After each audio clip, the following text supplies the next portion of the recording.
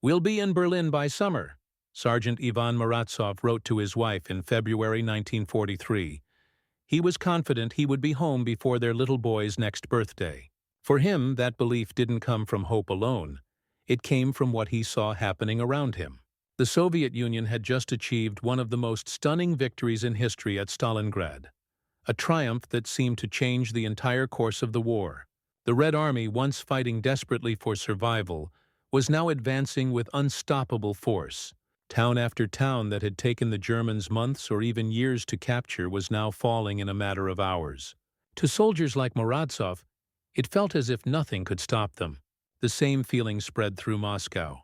People spoke of revenge, of justice finally being served. The once fearful and exhausted capital was now filled with confidence and pride. Stalin himself began to believe that the war might soon be over, perhaps even before the end of 1943. His generals supported this belief, assuring him that the enemy was collapsing everywhere. The Soviet push had been so fierce that their tanks were now only a few dozen kilometers from Hitler's own forward headquarters. It seemed as though the nightmare of invasion was turning into a dream of victory. Yet far away, one German general saw something that others did not. While the Soviets celebrated their victories, he saw danger in their speed. In the chaos of their rapid advance, he noticed cracks forming, weaknesses that could be turned into opportunities. To him, Stalin's great victory could easily turn into a devastating trap if handled carefully. That general was Field Marshal Erich von Manstein, one of Germany's most brilliant military minds. But for now, his ideas faced one massive obstacle: Adolf Hitler himself, whose stubbornness and interference often destroyed his own army's chances of success.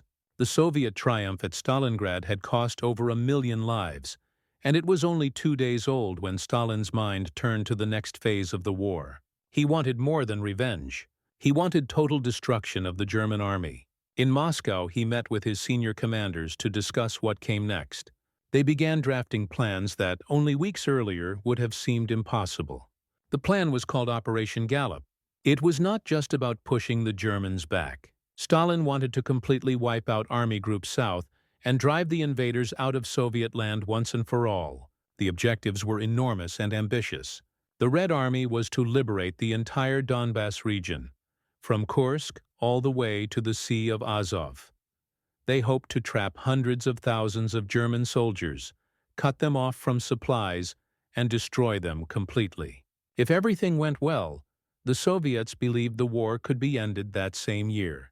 The man chosen to lead this grand offensive was General Nikolai Vatutin. His southwestern front was a massive force, 325,000 men supported by more than 500 tanks. His mission was simple: strike the Germans hard while they were still weak and disorganized. The timing appeared perfect. The Wehrmacht was in a state of confusion and exhaustion. Hungary's Second Army had been wiped out, and the Italian Eighth Army was retreating in chaos through blizzards, leaving frozen corpses scattered across the snow-covered fields. Once proud German divisions were now nothing more than fragile remnants of their former strength. Soldiers who had once marched proudly through conquered Europe were now starving, frostbitten, and broken. At dawn on January 29, 1943, Vatutin launched his attack. Lieutenant General Kovnov's 1st Guards Army surged across the frozen Adar River, their engines roaring in the icy morning. The 19th Panzer Division, once one of the most feared German formations, shattered on contact. Soviet forces smashed through their lines with unstoppable momentum. In just a few hours, the town of Krasny Lyman was in flames, and Kremenaya fell soon after. The snow was stained with German blood, which froze almost instantly in the bitter cold. In Moscow, Stalin followed every report with a sense of satisfaction that bordered on pride. Each new town captured, each German division destroyed, seemed to confirm what he already believed. The fascists were finished, and their empire was collapsing. When frontline officers warned that their supply lines were stretched too thin, or that fuel and ammunition were running low, their concerns were brushed aside. Stalin believed victory had a momentum of its own. He demanded his generals push faster, harder, deeper into German-held territory, no matter the risks. Meanwhile, hundreds of kilometers away, Field Marshal Manstein studied those same reports and saw something very different. While Stalin saw success, Manstein saw overconfidence. The Red Army was moving too far, too fast, and without proper supplies. Their lines were stretched thin across vast distances. Their tanks were running low on fuel, their infantry lagging behind, and their supply columns exposed. To an experienced strategist like Manstein, it was the perfect setup for a counterattack. He began to plan how to turn the Soviet advance into a devastating defeat. By February, the Soviet advance had become like an avalanche, impossible to stop and seemingly unstoppable. General Pavel Poluboyarov's 4th Guards Tank Corps charged through the front, creating the deepest breakthrough in German lines since 1941. In just one day, Soviet tanks covered 85 kilometers, leaving German troops in shock. It was as if the Soviets were using Germany's own blitzkrieg tactics against them. By midday, the town of Krasnoarmeysk had fallen, and the key railway connecting Dnipropetrovsk to Mariupol, the lifeline for German forces in the south, was cut. Soviet soldiers could hardly believe their luck. They came across German supply depots left untouched in the enemy's retreat. T-34 tanks lined up at these depots, filling their fuel tanks with German gasoline. Crews laughed and joked as they used Hitler's own supplies against him. The sense of triumph was overwhelming. Some Soviet units advanced so far that their scouts were within 60 kilometers of Hitler's personal headquarters, though they had no idea he was there. Across the German lines, panic spread. Radio reports flooded in, describing Soviet tanks appearing everywhere, as if they were emerging straight from the snow itself. Veteran Wehrmacht units that had once stood firm for years now broke apart in confusion. Soviet tank crews, filled with excitement, wrote quick letters home saying, "The fascists run like rabbits. We'll be in Berlin by summer." To the generals studying their maps, total victory seemed close. Army Group South appeared to be collapsing entirely. But one Soviet commander, Lieutenant General Marian Popov, saw the danger that others ignored. His tanks had enough fuel for only one more refueling. The supply convoys stretched across hundreds of kilometers of dangerous ground and were constantly being ambushed by German stragglers. The infantry, which was supposed to secure captured territory, was still far behind, struggling through snow and mud. Popov warned his superiors about the situation, but his concerns were dismissed. Stalin's orders were clear and unyielding. There would be no pauses, no regrouping, only forward movement at any cost. As Popov's weary troops pushed on, German radio networks came alive with new orders. Felix Steiner's 5th SS Wiking Division, made up of experienced soldiers who had just retreated from the Caucasus, was told to intercept Popov's advancing tanks.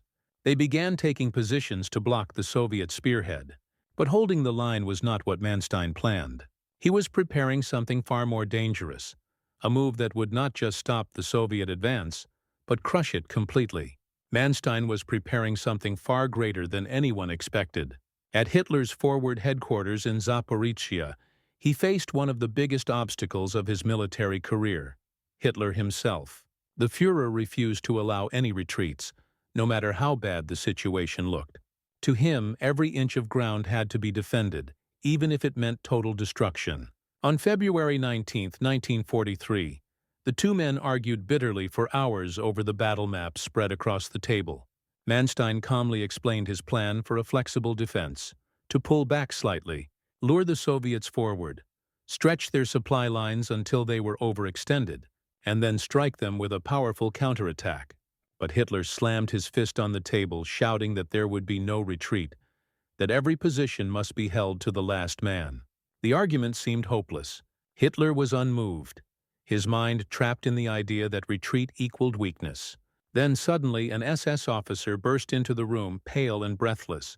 He reported that Soviet tanks had been sighted less than 60 kilometers away, dangerously close to Hitler's own headquarters. The room fell silent. For perhaps the first time since the days of Napoleon, a supreme commander of a major power was in danger of being captured by enemy forces. The news shocked Hitler into action. Without hesitation, he finally gave Manstein permission to carry out his mobile defense plan. Within hours, Hitler was evacuated from the area, and his plane lifted off from the Zaporizhia airfield. As the aircraft climbed into the winter sky, Manstein immediately began reorganizing the chaos below. What seemed to be a complete German collapse was, in fact, turning into a calculated maneuver. The Soviet generals thought they were witnessing a panicked retreat, but in truth, Manstein was repositioning his forces with precision. The Red Army, confident and blinded by their own success, continued to push westward at full speed. They believed the Germans were finished. But as they advanced, they unknowingly walked into a trap. The key town of Krasnoarmeysk, which had been triumphantly captured by General Poluboyarov's 4th Guards Tank Corps, was about to become the center of that trap. The SS Wiking Division struck suddenly from the west, while the 7th Panzer Division moved in from the east. In moments, the hunters had become the hunted. Soviet supply lines, already stretched thin over hundreds of kilometers of dangerous snow-covered terrain, were completely cut off. The once vital routes that had supplied Poluboyarov's tanks turned into roads of burning wreckage, shattered trucks, and frozen corpses scattered across the steppe. Inside the town, the fighting grew desperate. Streets filled with smoke, buildings collapsed, and soldiers fought from house to house, room to room, cellar to cellar. A Soviet radio operator under heavy fire sent out one final message that captured the chaos and fear of the moment. "We are under attack by 5 SS Panzer divisions, holding with difficulty. Immediate help required. Long live Stalin!" In reality, only a fraction of that strength was attacking them. The Viking Division had used clever tactics to appear much larger than it was, striking fast, moving constantly, and hitting weak points to create the illusion of massive force. Poluboyarov, once commanding one of the most powerful Soviet tank formations on the front, watched helplessly as his force collapsed. At the start of the operation, he had 180 tanks. Now only 12 remained capable of fighting. Their fuel was gone, their ammunition nearly empty. Many tanks sat silent in the snow, engines cold and lifeless.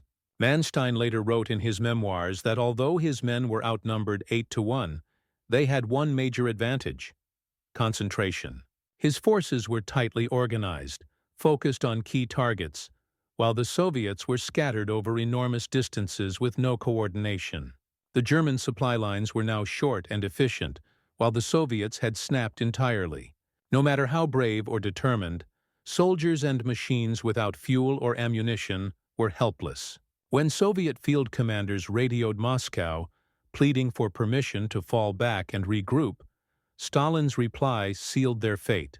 He refused every request. He demanded that they keep fighting no matter what.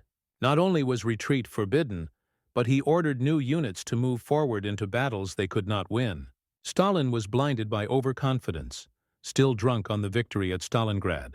He believed the Germans were collapsing just as before, and he could not see that Manstein had turned the entire situation against him. Manstein's counterattack unfolded with deadly precision. From the south, the 7th, 11th, and 17th Panzer Divisions, reinforced by the SS Wiking Division, smashed into the exposed Soviet flanks. From the west, the 4th Panzer Army and the 2nd SS Panzer Corps closed in. The encirclement came together like the jaws of a steel trap. Within 48 hours, Group Popov, the powerful Soviet mobile unit that had seemed unstoppable, was wiped out completely. The Red Army's forward spearhead simply vanished under the crushing weight of German firepower. Poluboyarov's remaining tanks ran out of fuel and ammunition, forcing their crews to abandon them in the snow. Faced with no other option, many soldiers tried to flee on foot through the freezing winter night, where temperatures dropped to 30 degrees below zero. Some surrendered, but most chose to run, hoping to reach their own lines. Very few made it. The steppe was littered with bodies, frozen where they fell. The disaster spread quickly across the entire front. General Karatonov's 6th Army, which had advanced proudly for weeks, collapsed in just 2 days. The 25th Tank Corps, stretched across 100 kilometers of open steppe, was picked apart piece by piece. Isolated Soviet battalions were surrounded and destroyed one after another, like beads being cut from a necklace. The 1st Guards Army tried desperately to form defensive lines, but every time they regrouped, the Germans had already flanked them again. The human cost was beyond imagination. Soviet tank crews who had written cheerful letters home now trudged through knee-deep snow, their tanks burning behind them. In one shocking incident near Pavlov, a Soviet cavalry unit charged German panzers with swords drawn, a sight more fitting for the 19th century than modern war. The result was a massacre. Men and horses cut down by machine gun fire and exploding shells. The losses were staggering. More than 100,000 Soviet soldiers were killed, wounded, or captured. Hundreds of tanks were destroyed or left behind. Entire corps disappeared from the battlefield, leaving behind only wreckage and silence. The Red Army's equipment losses would take months to replace. For the Germans, morale soared. The same soldiers who had been retreating for weeks now felt the thrill of victory again. They regained lost ground, recaptured key towns, and began to believe that the tide had turned in their favor. In March, Manstein moved on to his next step, retaking the city of Kharkov. The counteroffensive was a masterpiece of tactical skill and became known as one of Germany's last great battlefield victories of the war. Yet even as he celebrated, Manstein knew the truth. His success, though brilliant, could not change Germany's ultimate fate. It was a short-lived triumph built on a crumbling foundation. The country no longer had the men, fuel, or resources to turn these local victories into lasting ones. Operation Gallop, which was supposed to destroy the German Army Group South, had done the opposite. Instead of ending the war, it gave the Germans new strength and time to recover. The Soviet offensive had collapsed so completely that Manstein now had everything he needed to prepare for the next great battle, the Third Battle of Kharkov. The irony of it all was haunting.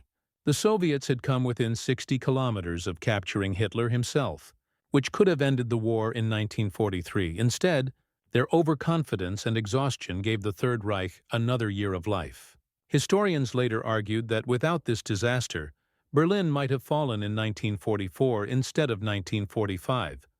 Stalin took the lesson to heart.